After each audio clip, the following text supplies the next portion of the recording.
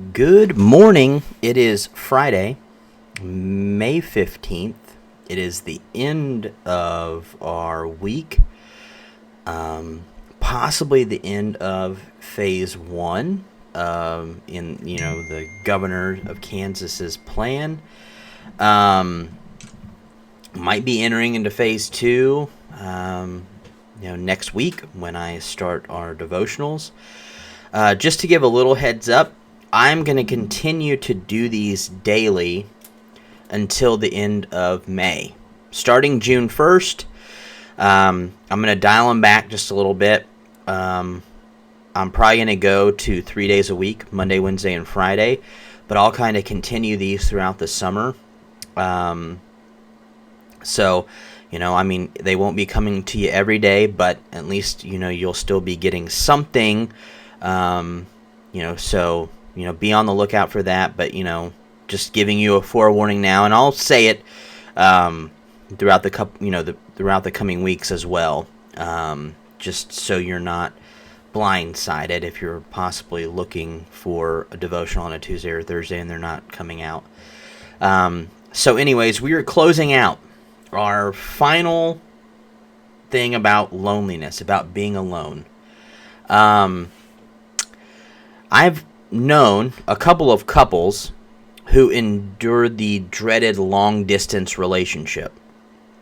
A lot of their dating was over the phone and texting. Now, I'm not super old, but I'm old enough to know that when we were when we were doing this and I was kind of in the dating scene, it was before FaceTime was a thing.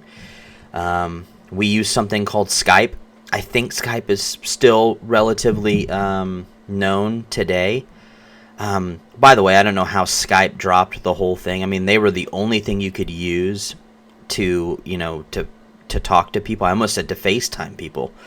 But I remember using Skype. I remember using Skype when Jamie and we've grown up knowing each other, and it was tough to do our version of long-distance relationships. When we had been engaged for several months. I took a job in Georgia. I started June 1st of 2010, and she helped me move down, over Memorial Day weekend and things like that. But we didn't get married until October 1st of 2010, so just, a few months prior, or a few months later.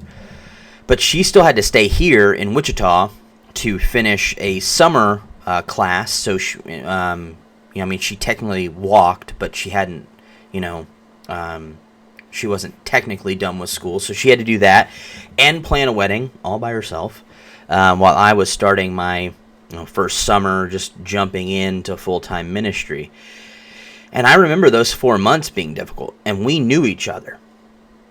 And now, what amazes me is, these couples that I have known, have kind of told me some version of the same thing. The long-distance thing was really hard, and they were frustrated, by it from time to time. But they said they wouldn't really trade it. They wouldn't trade that time for anything in the world. And I would have to say that about the 4 months I did it. It was difficult. I hated dropping Jamie off at the Atlanta airport. I always got emotional. Even when I didn't think I would get emotional, I got emotional. But I would say that is because, it grew their relationship in incredible ways. It grew my relationship in incredible ways because, they were forced to communicate. I was forced to communicate. We were forced to get real with each other. We couldn't just fill our time watching movies or, hanging out in groups. All we had was time on the phone with the other person or Skyping with the other person. And it forced us to actually build our relationships. And I remember my friends telling me the same thing. Now, you might be thinking, well, what does that have to do with loneliness during a pandemic? I'm not telling you to go strike up some long-distance romantic relationship as the solution to your situation. I'm going to go ahead and put that out there now. But I believe that there is a similar opportunity right now for all of your relationships.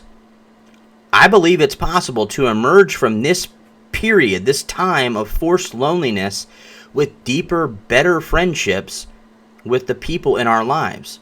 But it's going to take us being intentional on our part. So, what could you do today to be a little more real with your friends? Now, I know the default is probably to, really keep it light, especially online. You might swap GIFs. Notice I said GIFs and not GIFs because that's pronounced GIFs. Jokes through DM, maybe just talking about whatever while you play video games together.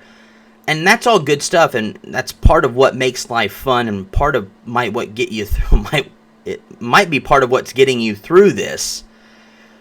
Don't get rid of that stuff, but how can you intentionally add in some real conversation?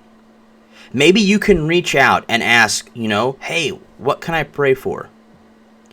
Find out if there's something that they need that you could maybe swing by and drop it off. Maybe you need to get real with a friend or coach and tell them, what you've been struggling with during this time.